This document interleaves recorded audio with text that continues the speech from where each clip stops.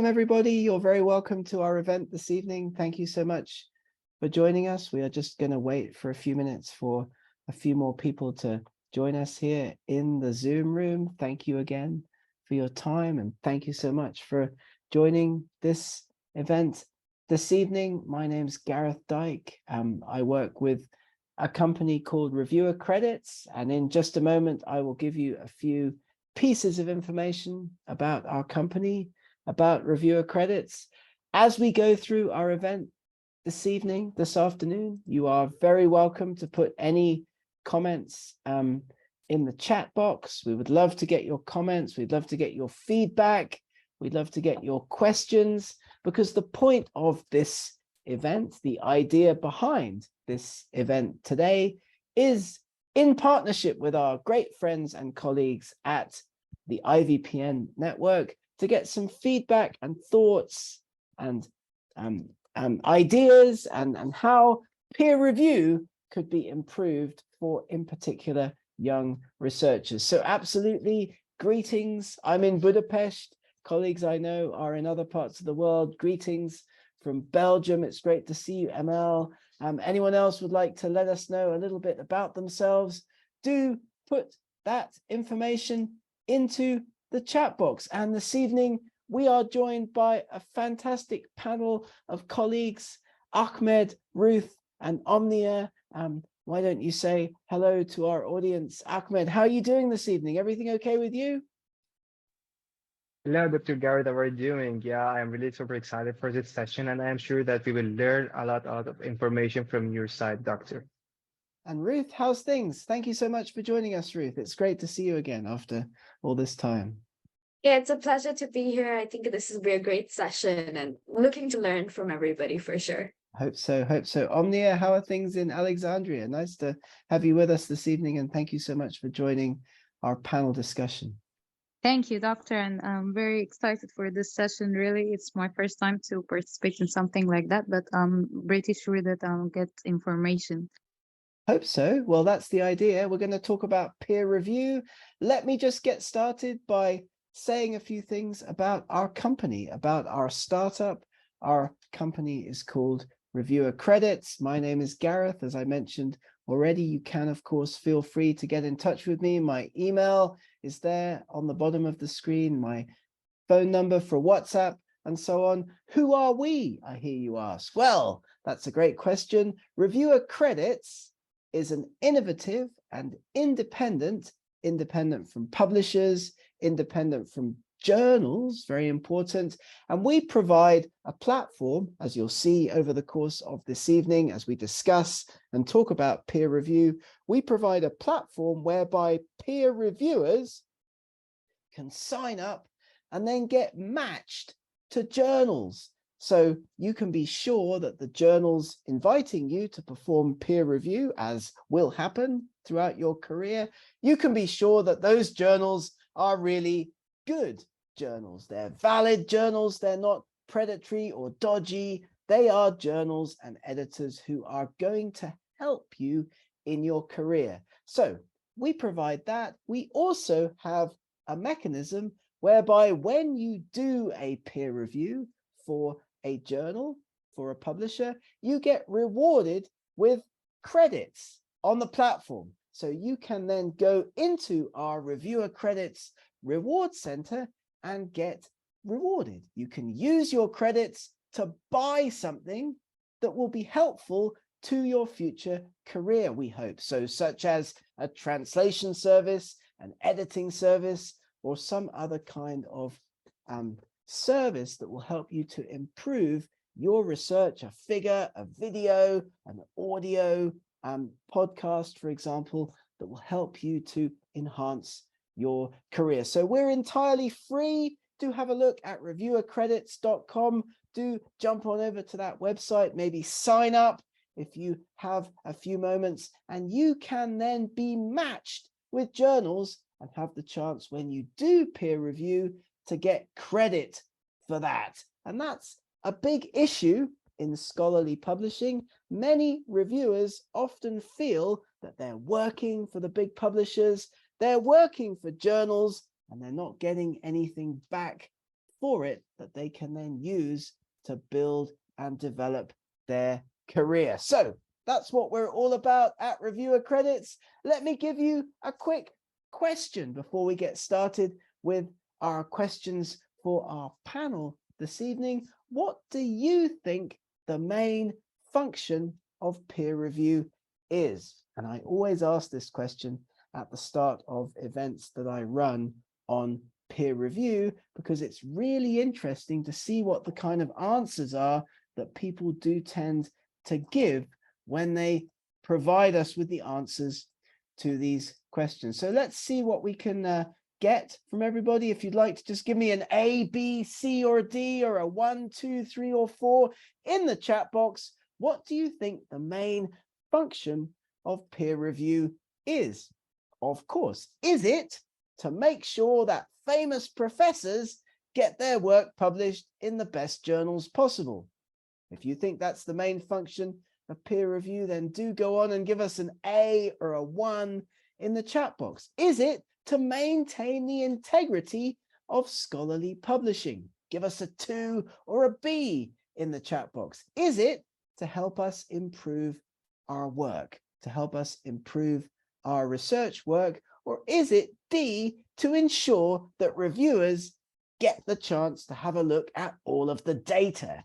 So what do we think of these different options? I can see that colleagues are putting answers into the chat box. It's really, really interesting when we run this survey at the start of our workshops and at the start of our webinars.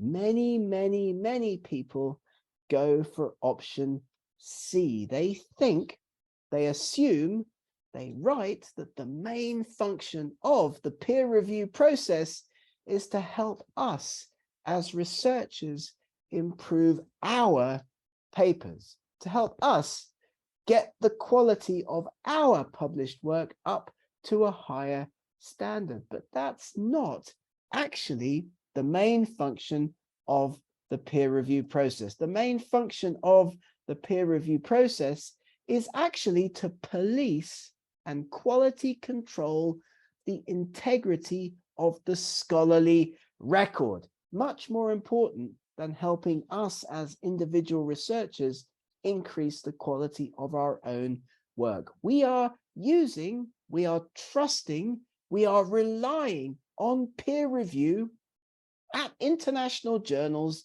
to make sure that what gets published in those scholarly journals is up to the highest standard possible. The main function of peer review, of course, a hugely important process in academic publishing, is to maintain the integrity of the scholarly record. A byproduct, a secondary part of the peer review process, is to help us improve our work, but it's not the main reason that publishers, that journals, that academics around the world trust and use the peer review process.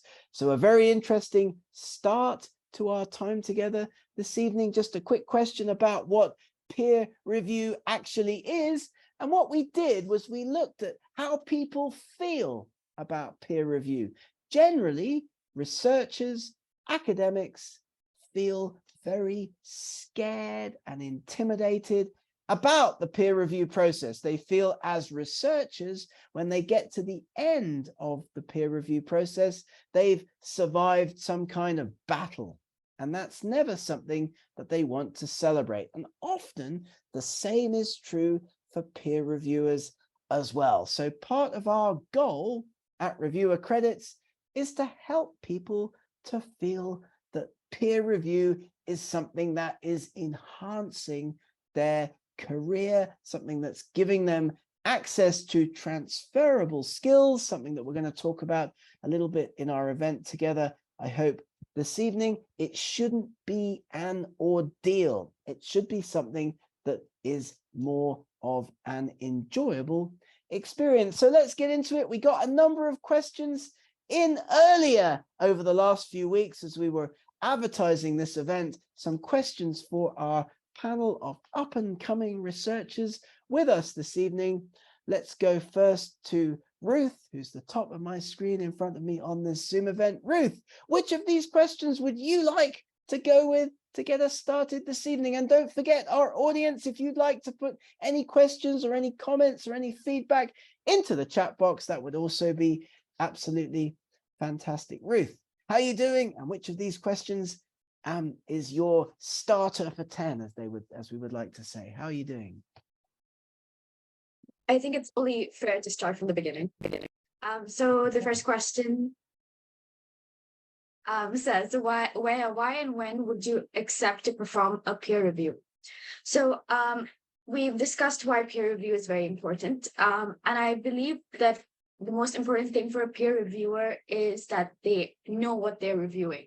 So the expertise in the field which they are peer reviewing is very important. So if you are considering being a peer reviewer, you should have good knowledge of the field that you're reviewing.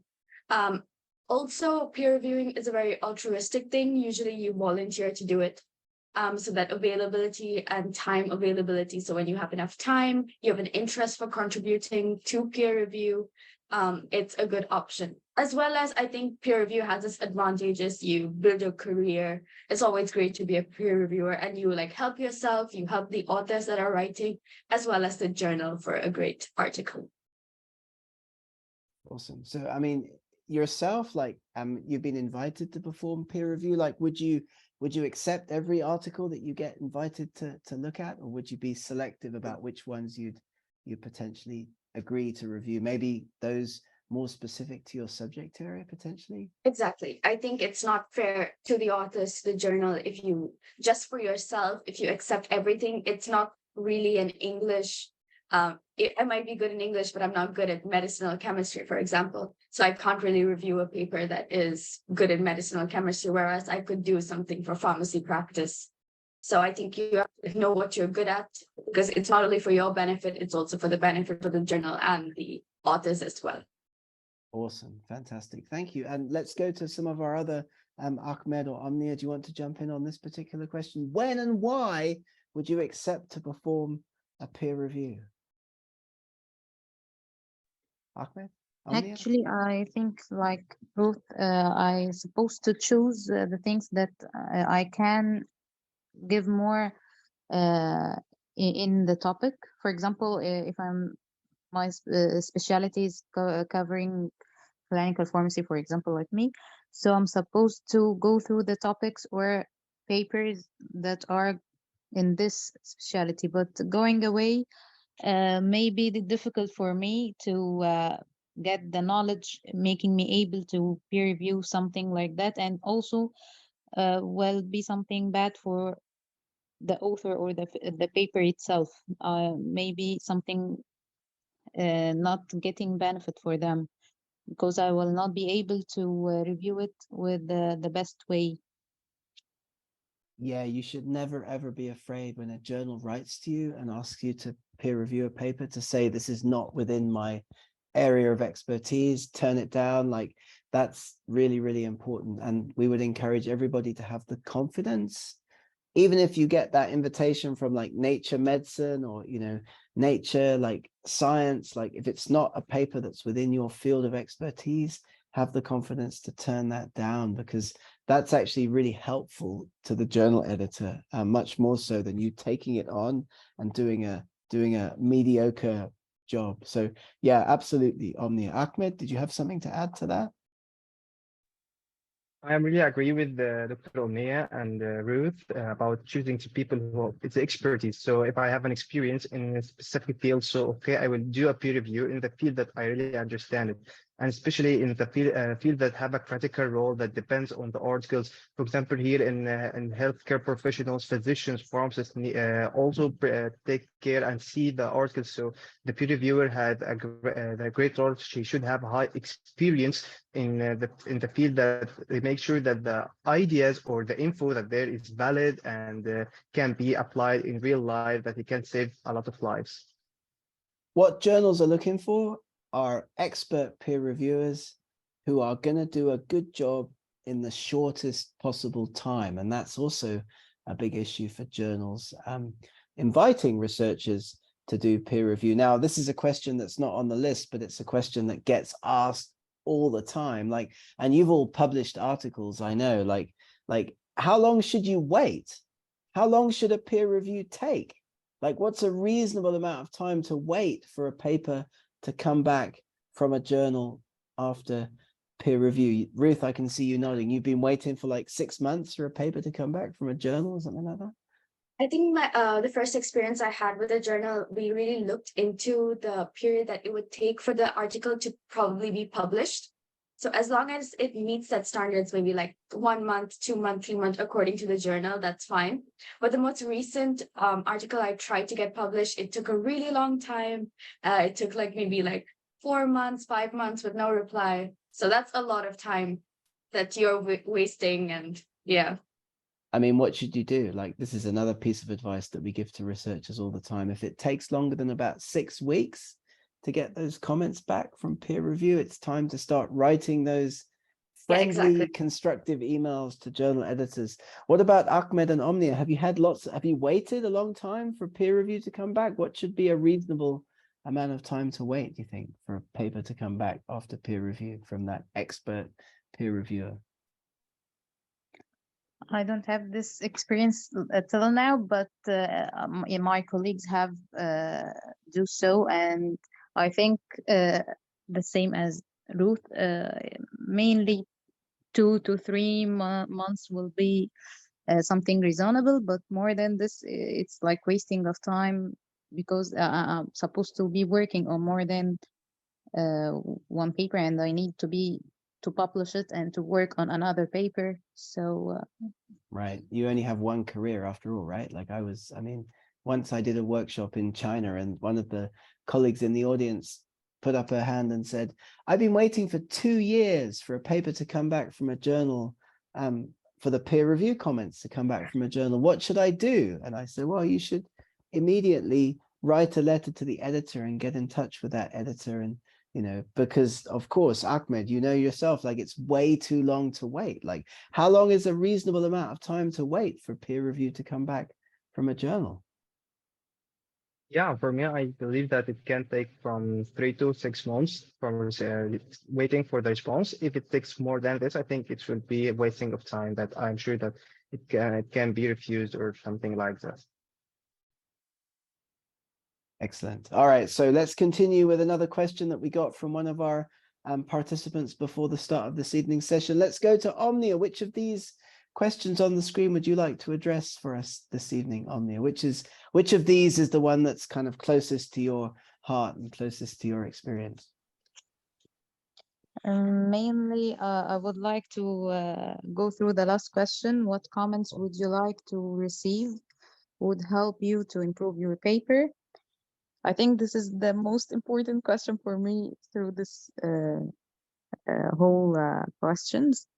Why? Because we are waiting, for example, some papers we send it to the journals and waiting for their comments, even if it's not going to be accepted. But I'm waiting for the comments to know what is I need to improve. For example, in the way of arrangement of the information, what information is missing, and I'm supposed to cover it in the paper. What was wrong with me, for example, and the methodology was not appropriate. So I mean that the most important comments supposed to be in the core of the work, supposed to be, for example, that the idea is not that novel, for example. However, I'm not with this to that extent because, for example, if the idea is not novel, but I got new results, which is and no one have get it before, so why not to publish this paper? I'm adding to the research and I'm adding new thing, even if it's not a novel idea, even if the topic is not a hot topic for the research now, but as long as the results are new results or something we didn't go through before, so why not? Also, the comments I would like to have mainly to be comments away from For example, that I didn't do that enough, like in the methodology, for example, I didn't go through many methods to approve my results. Maybe like in developing countries, I don't have the resources to do that enough methods to approve my results. But I have done what I can afford. For example, in Egypt, we afford, most of us afford for every and each single study we are doing. So I'm not supposed to do a lot of things, but at the end, anything which get a result, which is promising results, supposed to be accepted. That's my opinion. So at the end, my opinion is any comment supposed to be at to the core of the work, and to appreciate even if there is a small new thing uh, adding to the research, supposed to be accepted. That's really interesting. And there's two ways that we can address this by helping young researchers, helping researchers. The first is in the way that you submit papers to journals and the way that you craft that cover letter that goes with your article to the journal that explains why the work that you've done, even potentially given limited resources, let's say, it's still an idea, it's still a major development. And that needs to be explained, not just in the article itself, but also in the cover letter, so that the journal editor and also the peer reviewers are clear about how the work is making a significant advance. And so the editor, Omnia, is also aware when you make the submission that the peer reviewers are going to come back with comments, as you've highlighted, like, well, you should have done this, you should have done that, you should have done X, Y, and Z, like, why didn't you do? And so they're aware at the start of the submission that maybe you didn't have access to this piece of equipment or that, set of resources. So, I mean, the paper gets judged thereby on its inherent merits, rather than, as is often the case in peer review, reviewers come with potential problems. And that, I think, is one of the really important issues that I wanted to get at in this discussion this evening, that often peer reviewers, very often peer reviewers, they look at pieces of work that get submitted to journals and they think, where are the problems with this? How can I shoot this down? How can I point out the issues with this particular piece of research, rather than how can I help these researchers to get their work up to a standard where it can be published in an international journal. So I think you touched on two really important points: explaining your research to the journal editor clearly when you make the submission, and helping the journal editor to understand what you could do and what you couldn't do in this piece of research. So that's a fantastic comment. Would Ruth or Ahmed, would you like to add to that? What comments would you like to receive when you submit a paper for peer review? Ahmed? Yeah, for me, I agree with Dr. Omnia, especially in the part of explanation, because sometimes when we uploading, like sending an article for peer reviewed, and when we receive it, like it's refused, I need to know why the reason. Sometimes we receive that the methodology and the result is not like familiar, or it's not the same in the conclusion. So sometimes I need to be more explanation. So as like an author, I see myself that no, the conclusion is it's serving the aim of the article itself, or serving the conclusion or the results itself. So sometimes I need like a more explanation in the reasons why the article is refused, and also in explaining what is the point that I should also develop myself in the preparing the paper itself and sending it again from an expert who is reviewing my article.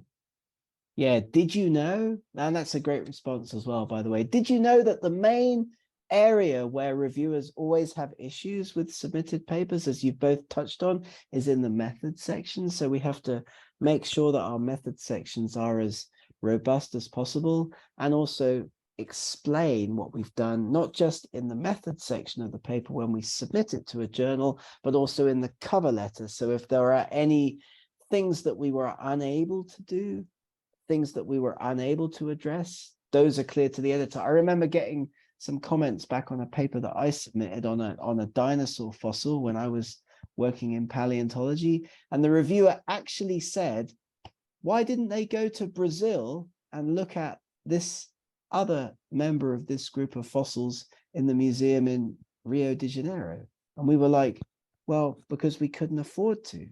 And that was our response to that reviewer comment. So there's no problem at all saying things like, well, we couldn't do that analysis because we didn't have the resources. We couldn't perform that particular kind of study. In my case, traveling all over the world to look at all different kinds of fossils in all different museums, because we literally couldn't afford to. So those things have to be flagged up to the editor at the start of the submission, and then the editor will be aware of them. The editor can police those often quite negative comments that might come back from those peer reviewers. Ruth, what about you? Do you have comments that you'd like to receive?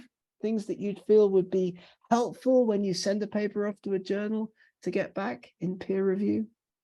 I think the main part in an article that I suffer with is just reading the statistics. I'm not very strong in that, very honestly. So I probably thought I read it right. I probably thought I wrote it right. And then the reviewer will be like, this is not exactly how this, it doesn't make sense. So I think that's very helpful. I'm not a real expert. I'm not a statistician, so I can't really read it all that well. So, and I think it's very interesting that you talk about the cover letter, because I think a lot of us, when it comes to the cover letter, it's not very important to us. It's something additional that you have to write to get your paper submitted. So we don't really put any importance to it. I don't even remember what I put in my cover letter. So I think it's critical. As a researcher, as an author, it's absolutely critical, because as a journal editor, I can tell you that we read the cover letter and the abstract and the title of the paper. So most authors don't bother with a good cover letter. They just write, please find our paper enclosed. We hope you'll find it interesting. Bam, bam. They don't write in the cover letter information that's critical for the editor to understand. So that's something that hopefully both peer reviewers and authors can get out of maybe this session, some little bit of advice potentially. What about these other questions then? Ahmed, what's your question from the list here that you'd like to jump in and answer for us? What about peer reviewers getting paid? You think you should get paid when you do peer review for a journal? What's your opinion on that one, sir?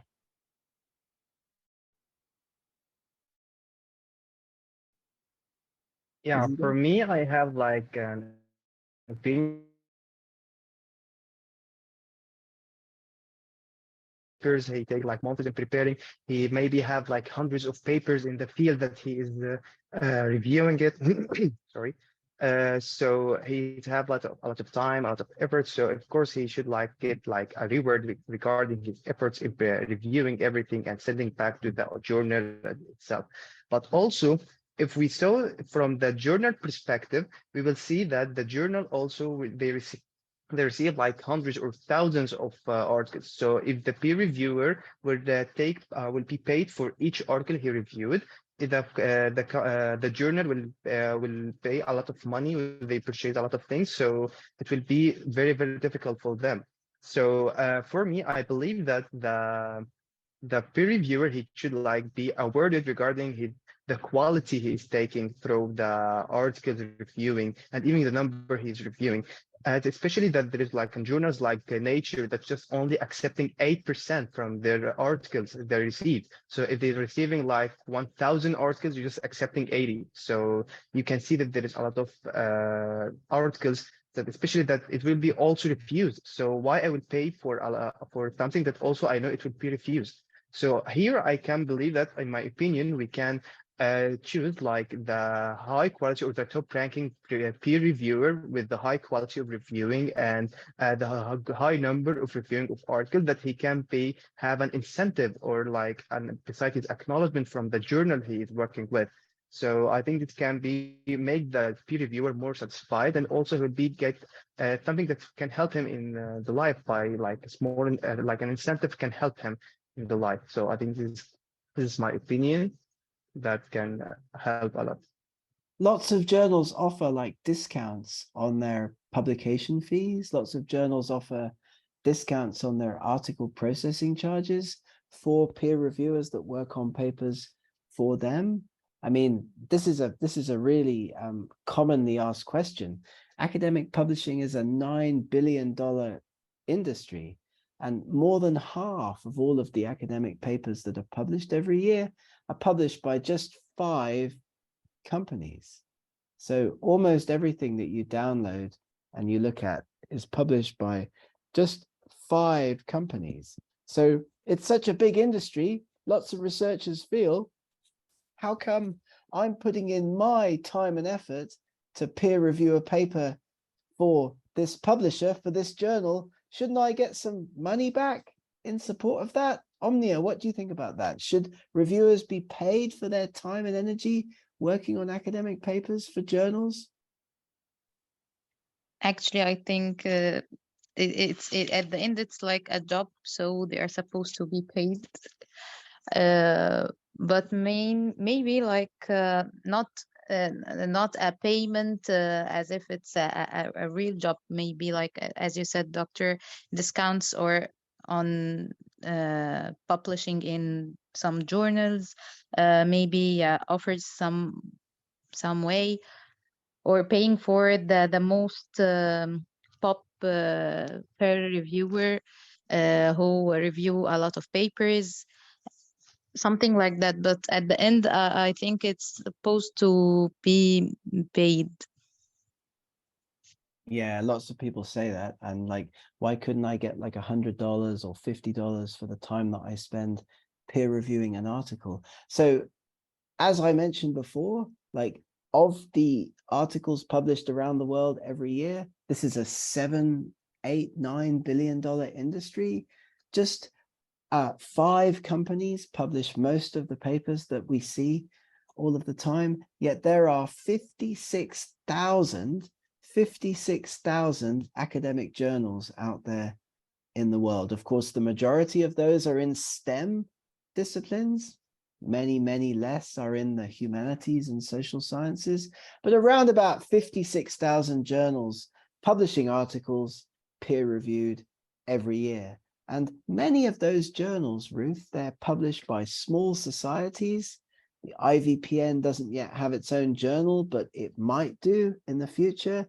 How could a smaller society or a university or a small independent publisher, if we universally say that everybody that does peer review has to get paid for it, then surely that's going to push quality peer reviewers towards the bigger publishers, the bigger businesses, the Wileys, the Natures, the Taylor and Francises of this world. What do you think? Is it something that's sustainable, that we really can give $50, $100 to every peer reviewer that works on a journal article for one of our papers? I think there's for and against. I think the baseline is that usually peer review is like a voluntary thing. It's altruistic. You just want to contribute to society. So, but also it affects the journal's finances, as you mentioned. And also you would argue that most peer reviewers might even do the job very quickly just to get paid. But also there's the other side of working more hard because you're getting paid. So it has its positives and its negatives. So I think the option of giving discounts to your peer reviewers is the best option. Really, it doesn't bring money into it very directly. And it gives each journal its own freedom to do as they wish. Absolutely. But it also forces those authors, if you review a paper for Scientific Reports, or let's say Nature Medicine, and you get like a discount token for that journal, for that publishing group, as a result of the work that you do, then you're going to be incentivized, right, to publish your next paper in that journal, because you think, hey, I have a token that gives me a discount code for accessing this particular journal the next time. Do you think that that's good or bad? I mean, as an incentive for peer review? I think it's more beneficial for the journal than for the authors. Right. So I think as an author, maybe you would like limit yourself to the journal you're peer reviewing for, when you probably have a broader, you cannot probably publish in different journals as well. All right, great. This is great. Thank you so much, everybody. This is my favorite question, and this is a question that we get asked all the time. Obviously, I'm a native English speaker. I come from the south of England. Colleagues participating in this event, like all fantastically gifted in English, but not your native language, not your first language. And as a journal editor, I've been a journal editor for almost 20 years.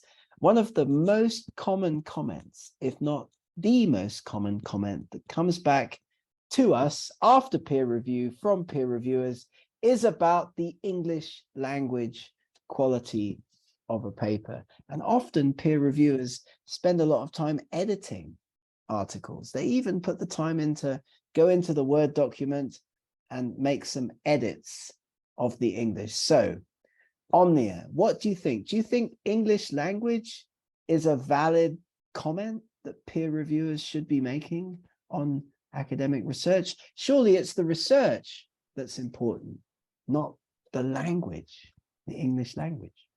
I think maybe to the extent the meaning, I can understand what the researcher have done, for example, and what is the idea and what is the results. So it's not the main idea to go through the English and that it's pretty good. As long as I can understand, I think it's okay. But there are many AI tools that we can use, aren't there? I mean, that I strongly believe, and one of the main reasons that I do the work that I do these days is that I have this big, strong belief that there's no difference in the research quality that's being done in any different region of the world. And so the quality of your English language should never be a barrier to your publication success. So personally speaking, I feel that these are the kinds of things that publishers and journals should be helping researchers with, rather than being critical about when the papers go into the peer review process. I mean, Ahmed, what do you think? Do you think English language level and skill and quality is something that reviewers should be commenting on and could be a reason for rejection? I saw a paper last week that got rejected because the reviewer said the quality of the language is not up to the standard of this journal. What do you think about that?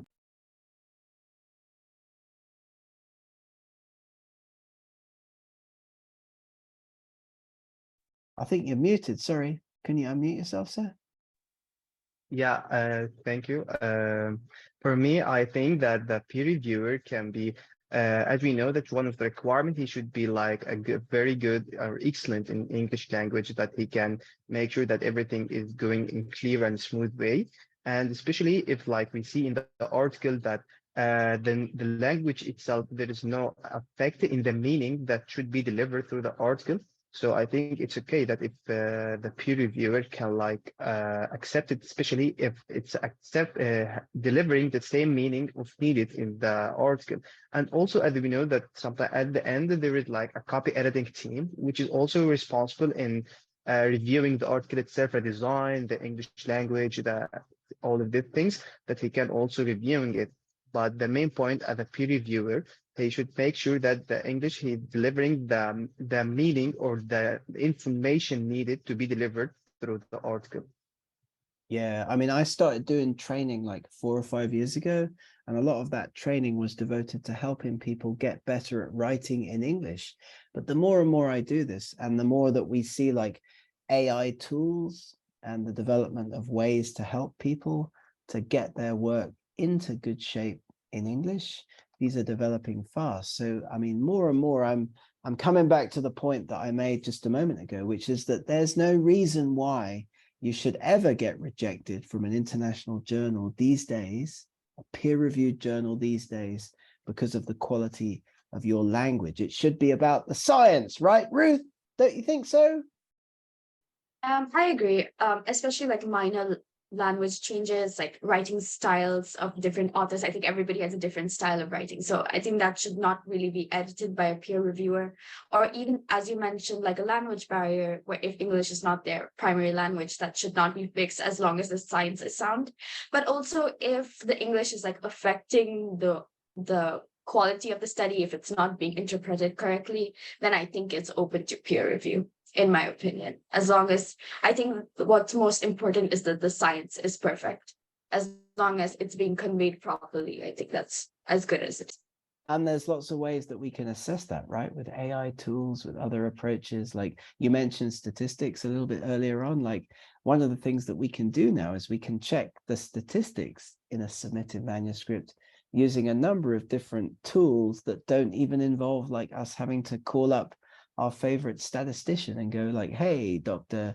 Omnia, like, what do you think about the statistics in this paper? I think the field is, this area of academic publishing is moving so fast. I mean, would you have some further comments on that, Ruth? Yes, I agree. I feel like I'm not personally very acquainted with using AI for a lot of, it's growing more, so I think I should get used to that more. But I agree. I think AI can, especially for English, I think it's the best thing AI can do. And there's no requirement to peer review and like reject articles when it can be easily fixed by AI, for sure. I agree. Fantastic. Well, we've got some audience members, and if you have any comments or any questions, colleagues listening to this, do put them in the chat box. We're here. We can address those questions. I mean, let me just like ask like a final comment from our panel before we go into closing for this event, and that's about your experiences with peer review. Do you all have like an experience of either doing peer review or being on the receiving end of peer review that you'd like to share with us? Should we go first to Omnia with this one? How do you feel about like that, Omnia? Have you gotten a bad peer review? Have you been involved in the peer review process and have something that you'd like to share with us on that topic? Actually, I sometimes peer review, but for my student graduation projects and something like that. The main problem mainly sometimes the researcher does not understand how to get or like make the idea appear that obvious to everyone who can read the paper. So that's why I was talking about English, that supposed to be I can understand what you want me to understand or to get through it. So mainly the way of giving the idea supposed to be good. Also the methodology, as you said, doctor, a lot of us don't get through the details in the methodology, so we couldn't understand how they get the result at the end, and their steps is not in details. So also this is a weakness point in most of the work I have go through it. Also maybe like the results, some interpret the results in some way that without linking the ideas, or only getting to give me the information that I can get it from the graphs, for example, or something like that, but without making an interpretation or a linking between different things. So this also maybe when I make critical appraisal for some papers, even if it's published, I see that why this point is not covered, and also not there's no reason why this point didn't the researcher cover it. So I think this is my experience with peer reviewing. Yeah, often peer reviewers make comments that we just don't understand as researchers. We think, where did that comment come from? And in those situations, the best thing that you can do is write to the editor. If you're confused, if you've got comments that have come back from a journal and you're not sure what you need to do as a researcher to address those comments in your revision, write first to the editor ask for clarification. The editor may very well say, as often happens, well, I don't understand that comment either. So, I mean, just, leave it and don't worry about it, because you might be worrying, you might be stressing, you might be like, over obsessing about something that even the editor doesn't understand what that reviewer may have meant. Ahmed, what do you think? Like a good experience, a bad experience with peer review for us this evening, sir? For me, I do not have this much experience in peer review, especially that I am a so for me, I'm really looking exciting for seeing that people who's peer reviewing, and also really excited to learn how to make a peer review and to start working on an articles. Well, so if you need training on how to do a peer review, do go to reviewercredits.com, where we have some fantastic training courses and all kinds of other content available to help colleagues around the world get into and start working on peer review. And we also provide other training courses and other opportunities for colleagues to get access, not just to editors, not just to get connected with journals. Sign up on Reviewer Credits. You can get access to journal editors who will send you, we hope, peer reviews that will advance your career. And Ruth, have you got an experience about peer review that you'd like to share with us this evening? So I've been mainly on the receiving end of peer review, where I get reviews back. And I think you always get reviews, like they're helpful at the end of the day, but some of them, they don't understand what you're trying to say. And even when you read their comments, you're like, that doesn't really apply to anything I'm saying. So something one of my mentors has recommended for me to do, and I do that, is I make a little table and I put in their comments and then I address the comments. So it's either I acknowledge and I modify it, or I kind of explain, this is what I mean. I can't really do that, or like it's not really applicable to me. So I think everybody has their own point of view, and I think it's coming from their point of view. So I think it's always good to get another perspective of what you are writing, for sure. Fantastic. Well, I think with that, colleagues, thank you so much for joining this event today. Gareth is my name. I've got my contact details here. We'll give everybody attending this and everybody that registered access to the recording, to a certificate of participation, as well as the PowerPoint of the slides. So Ruth, Ahmed, Omnia, thank you so much for joining our event this evening. Thank you for your time. And thank you to all of our participants for joining us as well. Have a great evening, and we'll see you again soon. And yeah, don't forget to sign up on Reviewer Credits if you haven't done so already. Thank you so much, everybody, and have a great evening. Best wishes.